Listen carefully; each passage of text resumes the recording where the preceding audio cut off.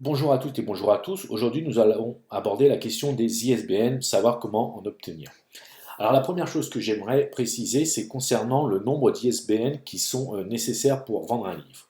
Alors, il faut savoir que légalement, vous devez avoir un ISBN par format de fichier. Alors, qu'est-ce qu'on entend par là? Un livre, c'est-à-dire un contenu, doit avoir son propre ISBN, quel que soit ce format. C'est-à-dire que pour un même livre, qu'il soit au format papier, au format e-book, et dans le format e-book, vous avez deux formats, qui est l'ePub et le Mobi, que ce soit un e-book au format PDF, que ce soit un livre audio, etc., le même livre, c'est-à-dire le même contenu, doit avoir un ISBN différent et non utilisé par format. Donc, si vous vendez un livre sur Amazon au format papier et le même livre au format e-book sur Amazon, vous devez donc avoir deux ISBN différents. Donc vous ne pouvez pas réutiliser un ISBN que vous avez déjà utilisé. Si vous avez déjà un livre imprimé et que vous le faites convertir au format e-book, vous ne pouvez pas réutiliser l'ISBN du format papier, etc., etc. Donc un ISBN par format de fichier pour le même livre. Voilà, donc ça c'était une précision très importante. Ensuite, de manière pratique, quand vous vendez un livre sur Amazon, par exemple, vous pouvez le vendre donc au format imprimé avec l'impression à la demande ou au format e-book. Il faut savoir que pour le format papier, un ISBN est obligatoire. Par contre, pour le format e-book, ce n'est pas obligatoire pour la vente en direct sur Amazon, sur Kobo, sur Apple, Google, etc. Pour les e-books, quand vous déposez directement votre e-book en tant qu'auteur auto-édité sur une plateforme qui permet de le faire, vous n'êtes pas obligé de fournir un ISBN. Voilà, donc ça surtout pour Amazon, Kobo et Apple, c'est pas utile. Moi, tous les auteurs avec qui je travaille, s'ils n'ont qu'un ISBN, on garde l'ISBN uniquement pour le format papier. Mais pour le format papier, c'est obligatoire. Voilà, donc on va voir en direct comment on obtient des ISBN et surtout les subtilités à voir en tant qu'auteur auto-édité et surtout si vous voulez écrire votre livre avec un pseudonyme. Alors, première des choses à faire pour les Français, c'est aller sur le site afnil.org. Vous allez donc vous intéressez sur cette interface. Donc c'est l'organisme officiel qui délivre les ISBN. Donc il faut savoir que les ISBN sont depuis début 2020 sont payants maintenant en France. Donc vous allez sur afnil.org. Ensuite vous allez dans cette section-là, c'est-à-dire que vous êtes un particulier ou un auteur auto-éditeur. Voilà, on va cliquer ici.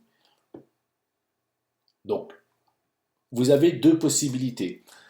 Maintenant, actuellement, donc on est donc pour l'année 2020 et pour 2021 aussi, les ISBN sont payants, c'est-à-dire que vous pouvez les avoir en 3 semaines pour 30 euros ou en 2 jours pour 60 euros. Voilà. Donc si vous cochez cette case pour une demande urgente, vous les aurez en 2 jours, mais il faut savoir que ça vous coûtera 60 euros. Alors, vous payez une seule fois, c'est-à-dire pour la première liste d'ISBN que vous obtenez, et ensuite, si vous avez utilisé tous vos ISBN, admettons que vous en ayez 3, vous faites votre livre au format papier, puis au format e-book en ePub et Mobi, donc vous utilisez 3 ISBN différents, vous n'avez donc plus d'ISBN. Si vous refaites une demande auprès de la FNIL, ensuite c'est gratuit. C'est uniquement la première demande qui est payante. Donc si vous les voulez rapidement, vous cliquez là-dessus et vous payez un peu plus cher. Donc vous renseignez les différentes données. Donc on va le faire en direct. Voilà. Alors c'est là que je voulais en venir et c'est intéressant. Vous pouvez donc soit utiliser votre propre nom d'auteur et le faire afficher sur Amazon par exemple en tant qu'éditeur, puisqu'il faut bien rappeler que vous êtes un auteur auto-édité, donc vous êtes l'éditeur du livre, et donc les ISBN, le numéro d'ISBN est rattaché à un éditeur. Donc si je fais une recherche sur l'AFNIL, je prends un numéro ISBN et je fais une recherche, je vais voir qui a fait la demande, qui est l'éditeur de ce livre, qui a fait la demande. Donc si je le fais en tant qu'auteur auto-édité, obligatoirement, comme je n'ai pas de nom de société, c'est mon propre nom qui va apparaître si on fait une recherche inversée par rapport avec la base des ISBN. Maintenant, si je souhaite, donc je suis toujours l'éditeur de mon livre, mais je souhaite écrire mon livre avec un pseudonyme, ou alors avec le nom d'un site. c'est là qu'il faut insérer donc, le pseudonyme éventuel. Donc, admettons, je souhaite que le nom qui apparaît sur Amazon en tant qu'éditeur du livre, ou en tant qu'auteur du livre, pardon, c'est ebook-création.fr. Mais on pourrait mettre aussi n'importe quel nom, hein. Si je veux m'appeler Michael G, voilà, il n'y a pas de souci. Mettons, on marque ça. Voilà. Je renseigne donc le nom de la rue.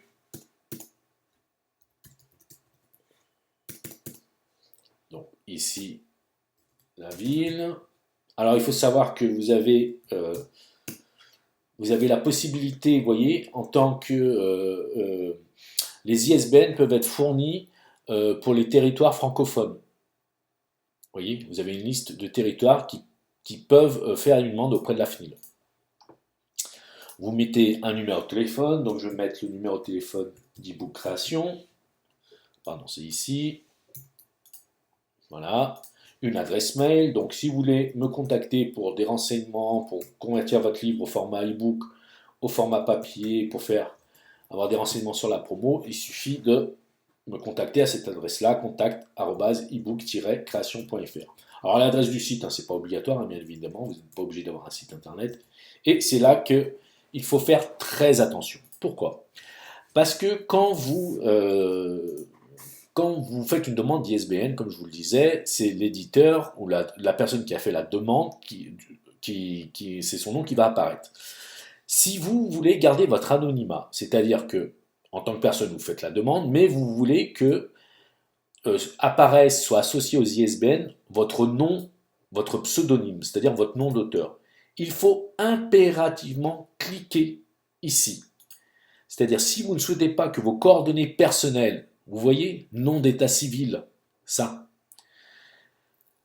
Si vous avez renseigné un pseudonyme au point 1, l'adresse postale, etc. Si vous voulez que toutes ces données-là ne soient pas affichées, ne soient pas reliées à votre ISBN, il faut absolument cocher ici. D'abord pour cette raison-là, pour une question d'anonymat, si vous le voulez, mais surtout, quand vous imprimez, vous passez par l'impression allemande chez Amazon, donc par ces services, Amazon vous demande donc un ISBN pour le format papier. Or, Amazon, quand vous donnez cet ISBN, va automatiquement chercher dans la base de données de la FNIL qui a demandé cet ISBN. Or, si je ne coche pas ceci, ce n'est pas mon pseudonyme qui va apparaître, mais c'est bien mon nom et mon prénom.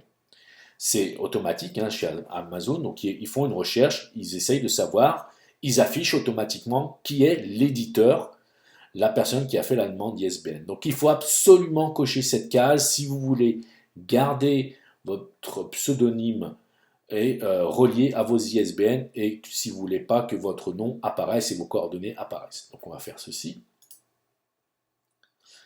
Voilà. Donc pareil, hein, si vous voulez toujours aller plus rapidement, vous n'avez plus qu'à cocher cette case pour les avoir plus rapidement. Alors, un conseil, ne vous cantonnez pas à avoir un seul ISBN, surtout si vous faites déjà, parce que vous avez certainement envie que votre livre soit au format papier ou format e-book, et vous ne savez pas si vous allez écrire d'autres livres. Donc, cliquez ici et dites que vous en faites par exemple 5. Vous pouvez aller à 3, on va commencer par 3. Comme ça, vous aurez au moins pour un livre, vous aurez 3 ISBN différents, c'est-à-dire un pour la version papier et 2 pour la version e-book, l'e-pub et le mobile. Les ISBN, il faut savoir que quand vous faites la première demande, les ISBN ne sont pas rattachés au livre ou à titre de livre. C'est vous qui rattachez un ISBN à un titre. Seulement pour la première demande, il demande quand même le nom d'un bouquin, donc on va marquer la promotion d'un livre.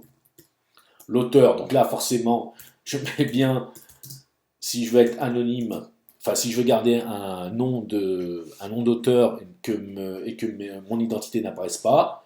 Le prix de vente, vous marquez celui que vous voulez, en fait c'est pas définitif. Quand je travaille avec des auteurs, forcément, ils ne savent pas forcément tout de suite à combien ils vont vendre leur livre, mais il faut avoir les ISBN avant, c'est préférable, hein, pour bien prévoir, avoir un temps, par exemple pour la promotion. Donc vous mettez n'importe quel prix, vous mettez 15 € par exemple. Vous n'êtes pas obligé de mettre ceci, hein, vous mettez vraiment ce que vous voulez, c'est vraiment pour la première demande, pour avoir une base. Donc vous marquez livre papier, même si vous ne faites pas de livre papier, que vous faites que l'e-book, si vous vous êtes trompé, c'est pas grave, c'est vraiment uniquement pour la première demande. Alors, même si c'est en impression à la demande, je ne sais pas pourquoi, il n'y a pas de case impression à la demande. C'est marqué tirage prévu en nombre d'exemplaires. Bon, on va marquer 100 ou même 200. Mettez 200, comme ça au moins vous êtes tranquille. Voilà, ou 2000, tiens, pourquoi pas. Je ne sais pas pourquoi ils n'ont pas prévu cette case impression à la demande. Ils veulent absolument avoir un nombre de tirages. C'est comme ça. Voilà. Ensuite, la commercialisation, donc forcément oui. Vous marquez vente en ligne. Vous pouvez marquer vente en librairie aussi. Comme je vous dis, c'est uniquement pour la première demande et ce n'est pas rattaché à un livre, hein. C'est-à-dire que le premier ISBN que vous allez avoir ne sera pas rattaché à ce livre-là. Vous pourrez même changer le nom, le titre de votre livre par la suite pendant la conversion au format papier ou e-book. Ça a vraiment peu d'importance le départ. Donc vous validez. Voilà. Et là maintenant, donc signataire différent de l'auteur auto-édité. Donc vous marquez non, puisque c'est bien vous qui avez fait la demande, mais comme vous avez coché la case pour dire que vous ne voulez pas que vos coordonnées apparaissent, voilà, vous êtes tranquille. Vous remplissez le CAPTCHA, et donc si vous voulez marquer un commentaire pour information complémentaire, alors commentaire libre, je vous conseille, on va dire, de rappeler à la FNIL que vous avez bien fait une demande de pseudonyme et que vous ne voulez pas que vos coordonnées apparaissent. Donc vous pouvez taper ça ici. Ensuite, vous cliquez sur valider. Voilà. Et normalement, ça devrait apparaître. Vous n'avez plus qu'à payer. Donc le récapitulatif. Vous voyez, donc pour la première demande, alors pour le compte 2, là ils mettent tout. Bon, c'est un peu mal fait, mais bon, voilà, c'est comme ça. Délai de traitement, donc 3 semaines, puisque je n'ai pas coché la case pour les avoir plus rapidement. Si je veux le refaire, bah, il suffit de revenir en arrière, je coche ici. Voilà. Normalement, ça devrait fonctionner. Voilà. Donc là, je les aurai en 2 jours ouvrés et ça me coûte 60 euros. Et vous n'avez plus qu'à payer par carte bleue. Il me semble que c'est ça. On va cliquer dessus.